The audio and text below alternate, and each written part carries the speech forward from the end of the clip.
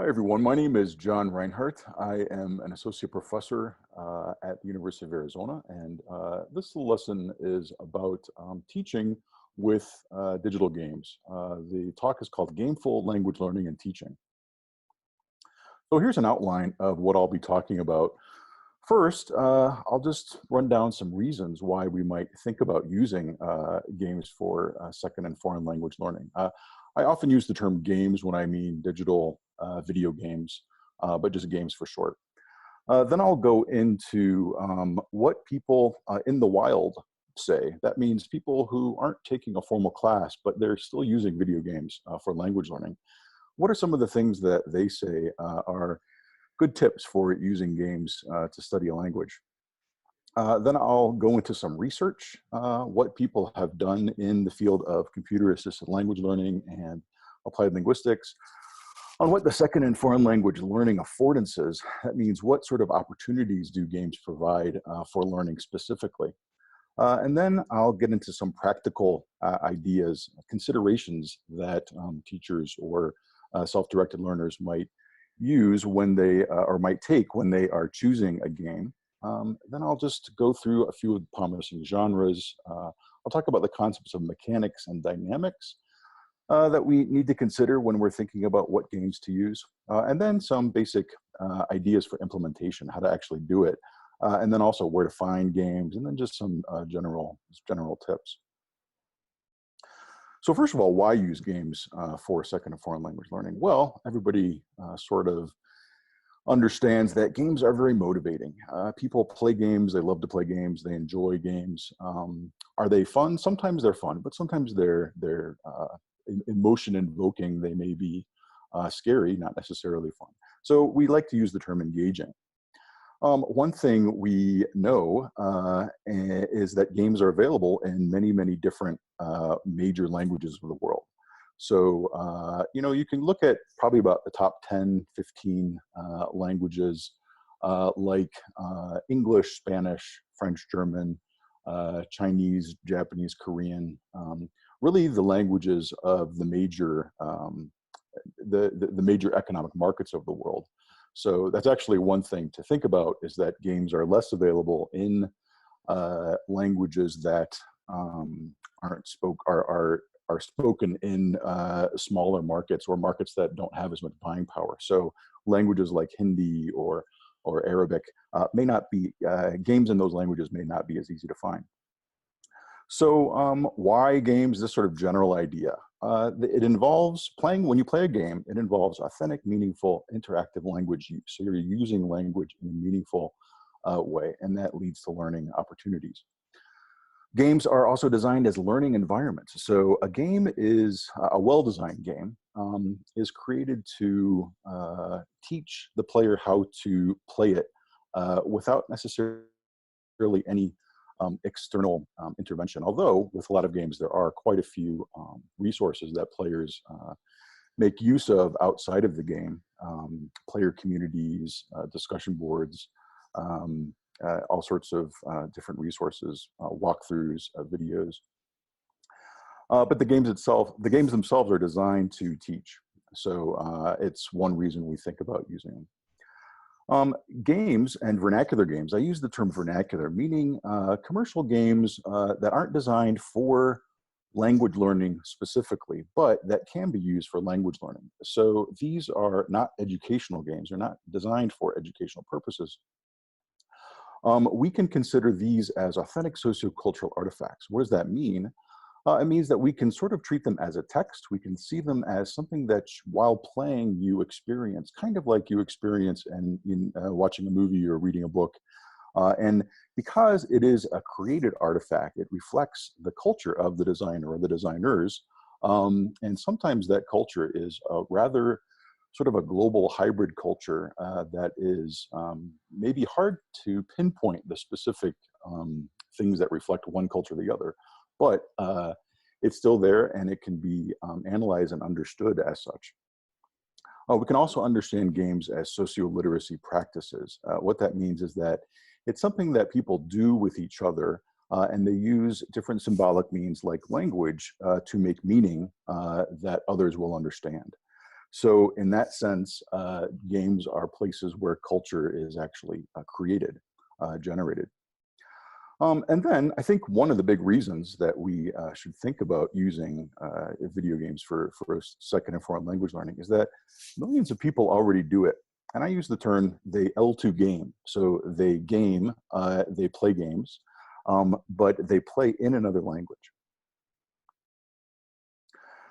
So this leads to, this is a little project that I did that was focused on what are people talking about on the internet outside of educational websites or those sorts of spheres where people are giving each other advice on how to use video games as casual, more informal resources, maybe a bit of intentionality, but not necessarily because they know they have to, take a test afterward or something. So how do they use these games? Well, this is based on a little research project I did that is in my book, Gameful, Second and Foreign Language Teaching and Learning, that came out at the beginning of 2019, and another chapter I have in press. So these are just 4 things here that I can quickly go through. First, some people say, well, you can play any game in the language that you want to study, as long as it requires the meaningful use of language. So what does that mean? That may rule out using some action games or some math games, Candy Crush, things that don't really use any language, unless you're playing them with another person, but maybe even then. And then if you play in an informal yet semi-intentional way. So this means approach it casually and what I call gamefully when you're playing them. Still with maybe the idea that you're going to be learning, but don't get sort of hung up on that. Play a familiar game, something that you know that you want to play, a genre that maybe is your favorite genre, at the right proficiency level. So something that's not too hard for you, not too easy for you. And that integrates a lot of multimodal language use. And I'll show some examples of the kinds of genres that refers to. But it means a game that has images associated with the words, either written or spoken, that the player can really sort of can manipulate as they play. Play games that have useful features. And these are things like subtitles that you can turn on and off, that might translate into English or whatever first language you're working with. They might have captioning, and captioning is a really important thing because what it'll do is it takes the dialogue that's spoken and then it shows you what that is written. So the captioning isn't translated, but it changes the modality so you can see it. If you can turn that off and on, you can rewatch a scene over and over again. That leads to the next one, repeatability. So if you can repeat something, some little scene, some quest, some action, until you understand what's happening, and that's really only available in some games, that's a good thing. And then of course, pausability. So as we all know, when we're learning a language, sometimes the language comes at us so fast, we just wish we could stop, ask somebody to slow down, ask somebody to repeat. So some games, the controls allow you to do that.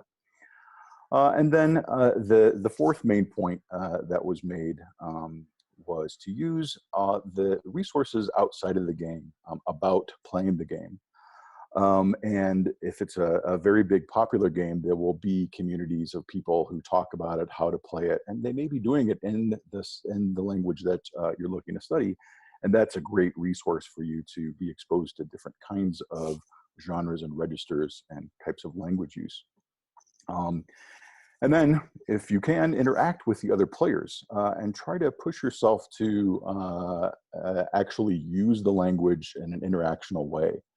And then finally, to pay attention to the constraints that playing a particular title on a particular PC in a certain place there may be associated with that. So for example, I believe with PlayStation 3, you could play any game that was, say, produced in Japan. You could actually buy it on Amazon and then take it and play it on your American PlayStation 3. But I think with PlayStation 4, they may have stopped that.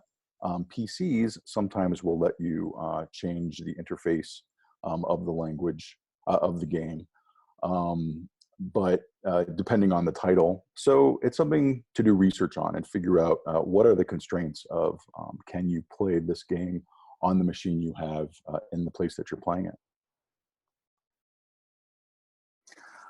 So these are some examples of some of the games that people have done research on, and I'll just go through the titles. So first, The Sims. You can imagine that The Sims has a lot of potential for learning another language because it has all kinds of daily activities and household items, things that people do every day embedded in the game. Now, you know, when you are creating your house in The Sims, for example, you have to interface with the game and answer a lot of questions, make a lot of choices that have some language use. So people have done some research on this, and they found that yes, indeed, it is a good resource. The creator of The Sims called it a digital dollhouse. If you think about what the potentials for learning might be there. Moving on to the right, the upper right is a game called My Summer Vacation, Boku no Natsu Yasumi. This is a Japanese game, and in this game, it's a sort of an action-adventure game where you are a 8-year-old kid and you go to visit your family and your relatives in rural Japan in the summer, and you have all kinds of little adventures. You get to go fishing, you get to go capture bugs, you get to have dinner with your family, help cook, all kinds of little mini games built into this. And what's great about this game is that it has a lot of the captions with a lot of the dialogue that's repeatable.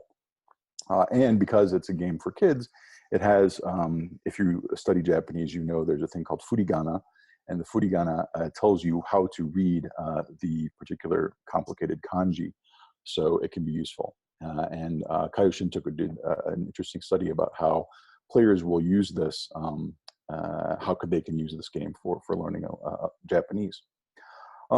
Let's see, the lower left, there is World of Warcraft. Lots of research has been done on this because it's a Morpeg. Morpegs put people together in situations where they have to coordinate their actions and accomplish joint tasks in the form of quests. They get to play different characters, and all kinds of opportunities for language use and learning arise in those situations. In the middle is a game, an educational game actually, that's been designed for learning Spanish. And this, in this game, you basically are a student learning Spanish, and you go to a Spanish-speaking town, and you have to interact with various people in the town. On the right of that is a relatively new game called Space Team ESL. I think there's a French version of this too. And this is neat because it's a mobile game where two players have different parts of the game, and they have to communicate with each other in order to keep their spaceship flying by saying, you have to press, you know, make sure that red guy's button is on, you know, make sure the switch that says huge baby is on. So you have to communicate actually in real time with someone. And this actually has a lot of potential as a classroom game. Pretty simple, but some great dynamics that lead to opportunities for meaningful and exciting language use. In the bottom, there is a game called Bayelti, and this is a simulation game where designed actually for Egyptian kids to practice building a little store, a shop, and procuring all the different items for the shop, selling them to different customers, figuring out how to set prices. And it's in Arabic, and some research was done by Ibrahim looking at how a learner of Arabic would sort of figure out how to use this. And because it's a simulation game, it allows pausing. It doesn't have the time pressure that other types of games. And with that extra time comes opportunities for learning. And then on the lower right is also an educational game that uses a mobile technology. This is a place-based or pervasive game developed by Julie Sykes and Chris Holden at the University of New Mexico. And in this game called Mentira, students go around the neighborhood around their campus in Albuquerque, New Mexico, and interact with different things in the environment. And because it's on mobile phones and it has geolocation technology integrated with it, it can sort of trigger different clues or different tasks in the game as the players, the learners are walking around interacting. So lots of different examples of different kinds of interesting games, both vernacular or commercial games not designed for language learning, and a few educational ones as well.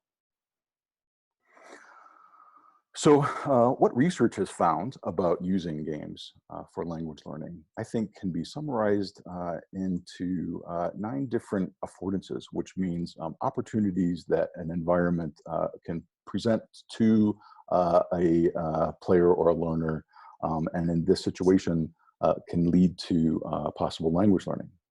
So the first one is something that you might find in something like The Sims, where you can associate the form, the meaning, and the function of language by being given the opportunity to use an item or use a word in a meaningful context.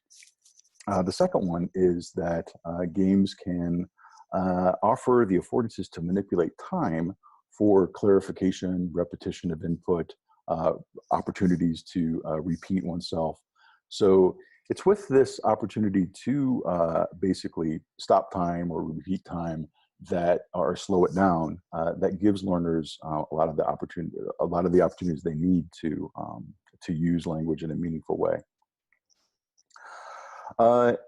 Games also offer the affordances to practice to mastery as sheltered scaffolded spaces. So what this means is learning when you can shelter it, when you can scaffold it in a very gradual way, in a way that promotes a little bit of risk-taking, but also makes things sort of easier at first and slowly steps up. Games do this very well, and many games, especially at the tutorial levels, are designed to do this. They can also help, one of the affordances is that they allow learners to set and achieve goals and to earn rewards by giving the players quests or tasks to do, so that they know what they're supposed to do, they know what the reward is, which motivates them, and then as they do it, they're getting targeted feedback. Another affordance is that they allow opportunities to negotiate these goals and achieve them with others. So this is really the power of multiplayer games, is that when you are playing the game together and you decide as a group what you're going to do, you have to figure out who's going to do what, who's going to take what role as you do it. And some people have termed this as, for example, languaging, which means using language in this meaningful, social, goal-oriented way. Another affordance is that these game spaces may give learners the opportunities to perform and perceive the world or a new sort of space through new identities. So when you take on an avatar, that avatar might not necessarily be of the same kind of person that you are in real life. Maybe not the same gender, maybe not the same race, all sorts of different opportunities. And there's some research looking at how that may lead to different kinds of learning. Another area of research is that games, especially when they're mobile, they afford being able to learn anytime, anywhere, and that then can promote autonomy. And developing autonomy is really, I think, one of the goals that we as language teachers need to consider in the kinds of activities we promote for our students.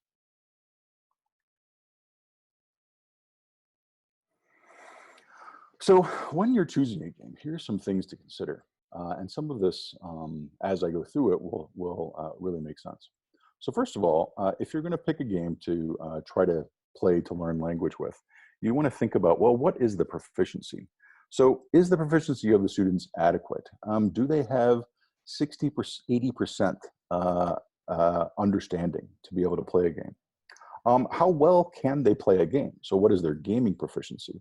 And is the game that they're going to play to learn the language Is it hard to learn how to play? How difficult is it? What's the learning curve to get to the point where they can start to really enjoy it and not focus as much on the rules? Then we want to think about the learner play styles and their preferences. So what kind of games do they like to play? Do they enjoy playing action games? Do they like puzzle games? Do they like exploring? Do they like having different sort of characters? Also think about how is the language used in the game? So is there enough language used in the game that you can say this is sort of an immersive experience? Is the language going to be something that's relatively useful? Or is it maybe too rare, too arcane, maybe not the right level? Maybe it's inappropriate. Then think about how language is used around and about the game. So this means looking at the community practices, maybe different. Going to discussion boards, maybe looking at some walkthrough videos and listen to the language there. Is that also appropriate? What kinds of input is that going to provide to the learners? Because when they're playing it, this is one thing that you can have them bring in and access as a way of enhancing the experience. And think about, well, is it adaptable to pedagogical mediation? So what that means is that with some games, we want to tell students, well, what should they be doing? What might they be doing a little more intentionally to get something out of playing the game for the language? So maybe we want to have them focus on certain kinds of language, maybe on certain stories in the game, maybe on certain parts of things that they are going to be interacting with in the game. And then we may create some sort of materials that will draw the player's attention to that before they play the game and then after they play the game. And that's something to think about.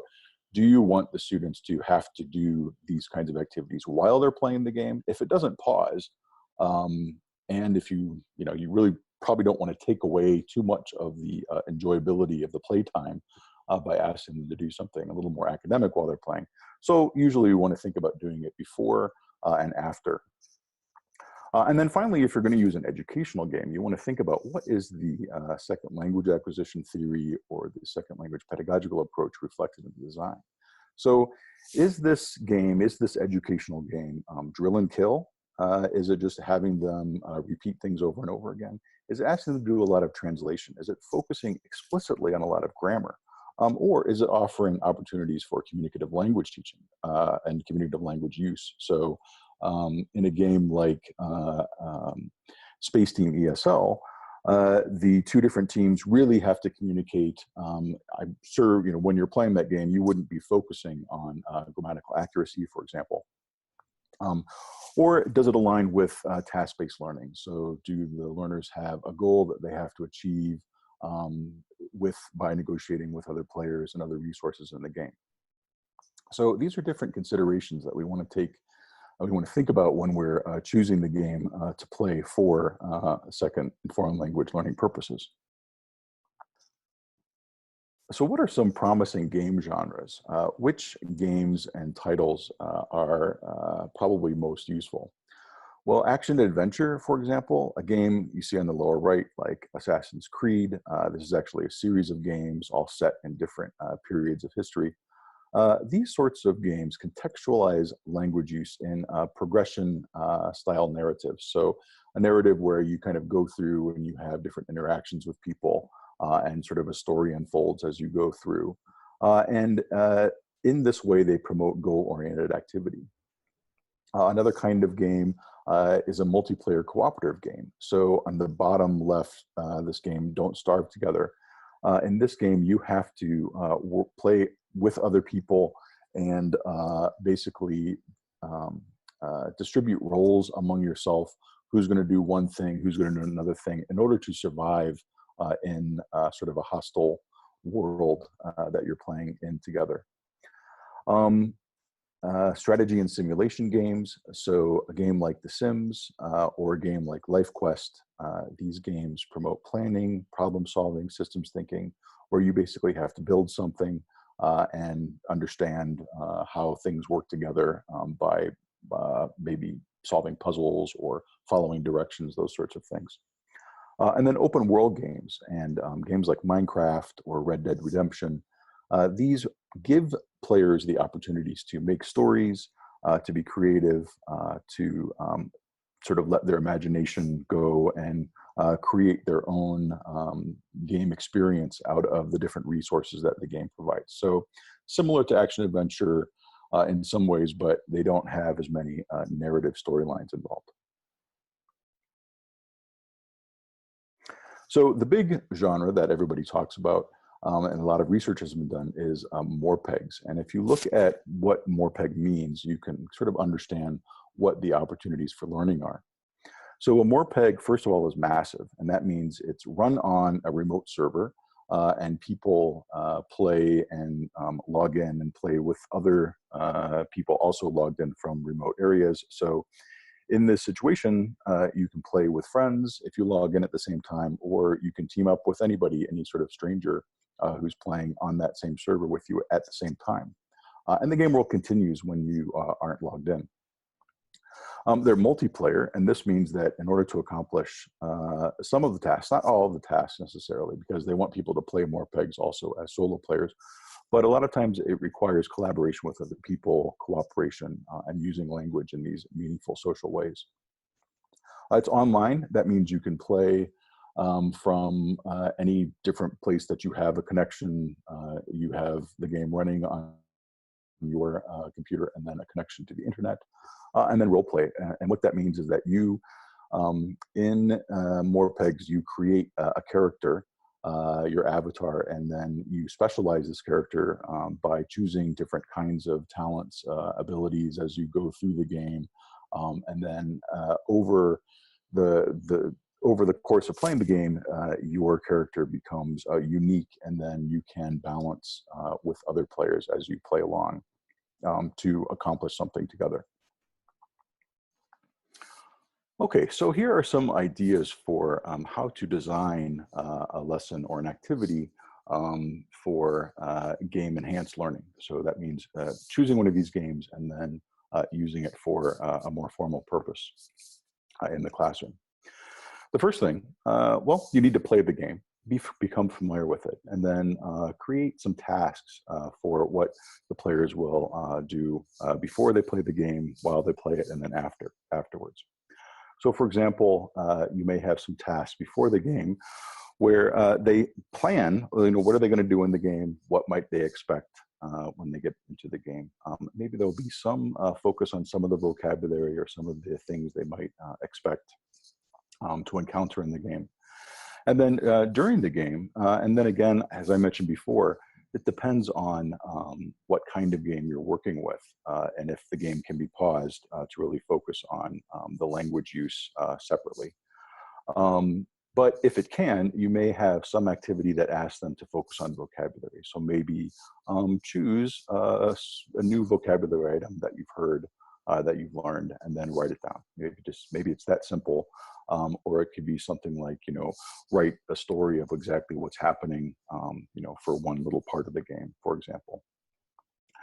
Then you might have post-play tasks, and in these kinds of tasks, you would have the players basically recount what they were doing. This is sometimes called a debriefing in simulation pedagogy. But in this kind of task, you'll have the players will talk about what did they do. Maybe this would be happen in a game journal, for example, where they would have a journal after they've played, and they'll say, well, what did I do in the game? What happened? And then maybe there could also be a comprehension activity where you ask them to answer some questions based on what they experienced, depending again also on the game that you had them play. You might then have some follow-up tasks. So in follow-up tasks, you have them go a little bit further. Maybe they take their game journal and they turn it into, what they happened in the game into a more formal-looking, more stylized narrative. So maybe telling the story from the perspective of their avatar, for example. This would be one thing you could do.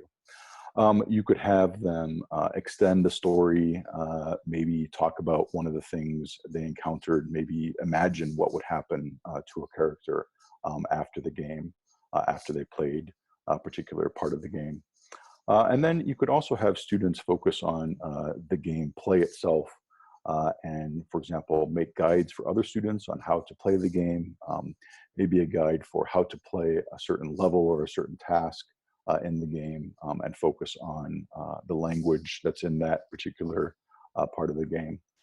Or they could write a review of the game, for example, and really critique it and think about, well, what makes this good or bad? And especially if you have people who are avid gamers, or they like to do it, this might be something that would help them sort of sum up their experience and have to think about, you know, what the audience is that could benefit from their experience. So again, as I said, one of the things you'd want to do is create some wraparound materials, and these are things that students can use while they're, you know, for any of these tasks. So these might be focusing on some new vocabulary, asking, maybe giving them some guides on what's happening in the game or on the story in the game, and then maybe having them focus on particular things that you want them to look for that they use for the tasks. And then another thing to think about with implementing is what sort of format are you going to use? So one way to do it with, especially with maybe high beginning, low intermediate students, would be to play one game with the entire class and project it from the teacher's computer, and maybe play it for 10 minutes at the end of every class. For example, and have the students talk about what's going to happen, what is your character going to do, and have them all make choices together and decisions as you play the game. And this way, you can avoid students getting lost, or students not really quite understanding where to go, because you'll have the students helping each other. Another way, if your students are a little more familiar with the games, or if you're using a casual game that isn't necessarily too hard to learn how to play, you might have students play in pairs. And this can be very helpful, because one of the students can be focusing on playing the game and others can be focused on maybe focusing on the language that's used in the game. And in this situation, any of these situations really, you want to give students the opportunity to choose the game to play, maybe among some that you have pre-selected. And finally, there might be an independent project approach where you have maybe not all of your students really want to play games, and so, but you have independent projects that students do. So you may have one student who's a gamer, help them choose a game that might work, and then give them some tasks to do on their own, maybe during lab time or out of class. So where can you find games? Well, if you're just beginning, I think the best advice is to play casual games. And casual games are a great place to start because they're easier to learn. They're not as hard as sort of the big PC games or the big console games. Where to find some? Here are some examples: Big Fish games, Yuta games, and Inno games, and some examples of specific games. I think Life Quest is a great one to start with that you can play on Big Fish games. And I think you can try it for an hour for free. Yuta Games has a lot of time management games, which can be great because they're usually set in different locations, like a city or a restaurant or an airport or a time in history. Inno Games also has a lot of these sort of time management simulation or strategy games. And again, what's good about these is that they allow you to pause and focus on the rules, or focus on the language use. If you're more advanced, try World of Warcraft or Assassin's Creed and set the language to the language of study, and imagine yourself as a learner and going in, what do you need to know really to figure out what's happening, where can you rely on your own game experience to figure out what's happening. And then imagine, what kind of learning opportunities does the game give a player, and how might you create some materials that might focus the player on those to use for more formal purposes. If you don't like violence, there are still a lot of games out there The Sims, Settlers Online, Minecraft are good places to start. There's also a whole genre called interactive fiction that can be very interesting. So a good place to go for that might be choiceofgames.com. And so to conclude, I have just a few tips here. Think about this. So just like a film and a book, some games, just like films and books, some games are more appropriate for language learning than others. So you would never have students watch a movie as a learning task and not have watched the movie yourself ahead of time. So it's really important to play the game, evaluate and choose it very carefully. Also, another good tip is that to realize some learners really are more receptive to gameful learning than others. So if the majority of your students really don't want to do it, don't force it. Maybe think about if you have the possibility of having a special section of the language that you're teaching that could be the game section where you're going to be doing a lot of game-like activities, or think of using it as more of a supplemental optional activity. But if the majority of your class is not really focused, not really interested in doing it, don't force it. And it also can be dependent on what title you choose. These kinds of tasks that I was suggesting should perhaps be designed with the understanding that games really, for example, don't always offer opportunities for speaking. They don't necessarily focus on interaction depending on the kind of game. So if you're using something like The Sims or something like a simulation game, a strategy game, naturally, while playing it, you don't really have opportunities for interaction. So if you were going to create a task, you would want to balance that. So maybe then have the students play that game, and then as a supplementary task, have them talk about the game with another student. So realize that games don't do everything. Games are only one part of your class. And then think about teaching students to play games critically and learnfully. So understanding that games, like any cultural product or practice, should be subject to critical understanding. And think about balancing it with other kinds of media, input types, opportunities, and learning activities.